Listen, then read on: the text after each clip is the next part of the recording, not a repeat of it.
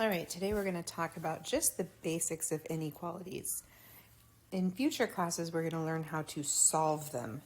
But today we're just going to talk about how to make graphs and read graphs on a number line that involve inequalities. So, first thing we need to do is look at these four symbols and talk about what they mean. So you've probably seen these before, hopefully in elementary school.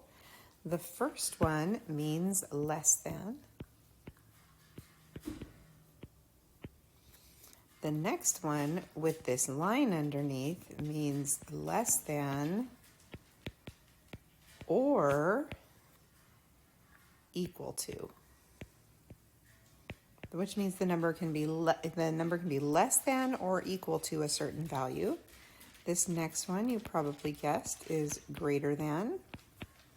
And then with the line under it, it's greater than or equal to.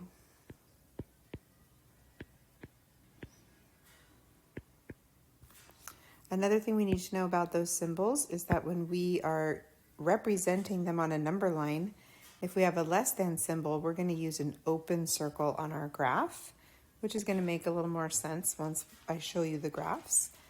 If it's less than or equal to, we're going to do a circle, but we're going to, look, it made a perfect circle, but we're going to shade it in. That shows us that it also includes that number. Same thing, greater than is going to be an open circle, and greater than or equal to is going to be a closed or filled in circle. So let's go ahead and put some of these on a number line. Number 1, or where I have the star up here, wants us to represent x is less than 2 on the number line. So here's the 2 right here. We're going to put an open circle on the 2, an open circle because it is less than and does not have the line under the symbol. So it's this one right here. And then we want to show all the numbers less than 2. So the numbers that are less than 2 on our number line are to the left. So we're going to make an arrow pointing to the left. It doesn't matter how long the arrow is. It only matters that the circle is open and that the arrow is pointing to the left.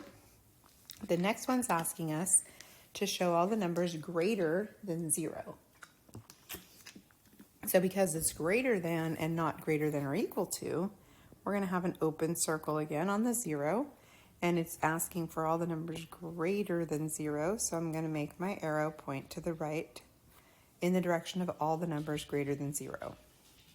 The next one's asking for all the numbers less than or equal to -1. So here's my -1, and this time, since it's less than or equal to, we're going to shade it in.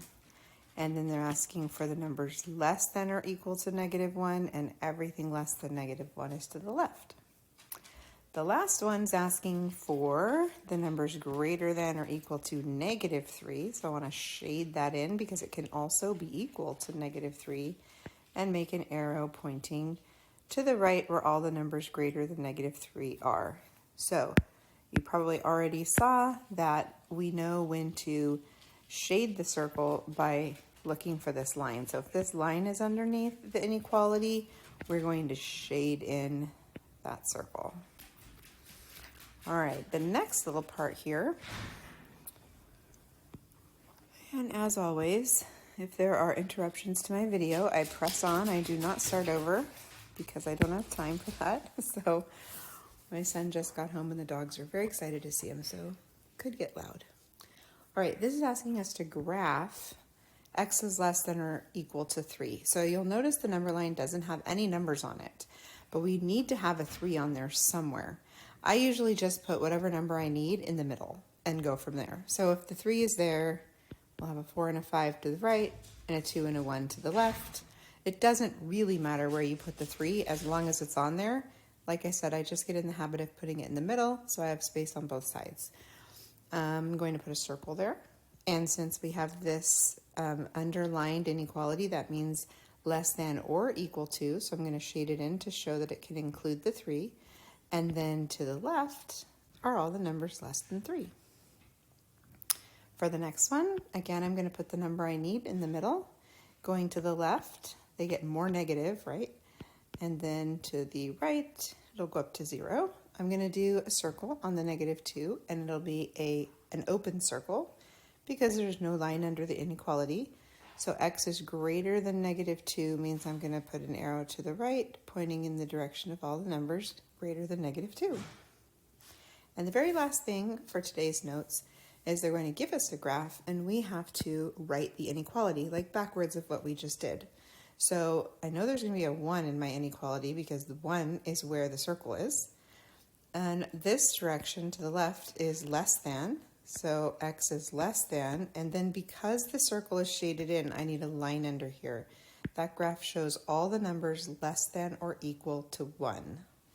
The second one shows all the numbers greater than or equal to -1. Since this is shaded in, I need a line right here under my inequality, and you can use any variable you want for those. Alrighty guys, thanks for watching.